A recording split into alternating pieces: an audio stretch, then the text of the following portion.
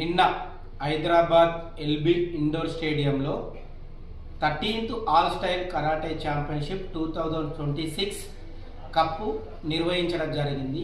ఈ పోటీలను victory Shotokan karate association do India వారు నిర్వహించడం జరిగింది. ఈ పోటీలకు సుమారు 2000 మంది విద్యార్థులు పలు రాష్ట్రాల నుంచి పాల్గొన్నారు. ఈ టోర్నమెంట్లో దుబ్బాక పట్టణం నుండి 5 విద్యార్థులు పాల్గొన్నారు. 5 గోల్డ్ మెడల్స్ రావడం చాలా సంతోషకరమైన విషయము. దుబ్బాక పట్టణం నుండి 5 పాల్గొని 5 గోల్డ్ మెడల్స్ తెచ్చారు. ఇక ముందుగిన దుబ్బాక ప్రాంతం నుంచి ఎన్నో మెడల్స్ సాధిస్తారని నేను కోరుకుంటున్నా.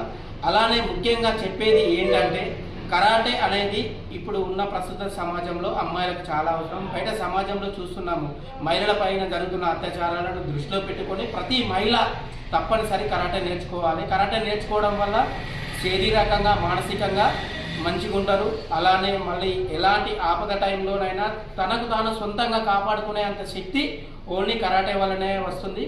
మళ్ళీ ముఖ్యంగా చెప్పాలంటే ఎంతటి బలవంతుడైనా సరే, ఎలాంటి వ్యక్తులైనా సరే ఒక అమ్మాయిని డిస్టర్బ్ చేయాలని ఎవరన్నా ప్రయత్నిస్తే కరాటే నేర్చుకున్న అమ్మాయి సింపుల్గా సులువుగా కొట్టడం జరుగుతుంది.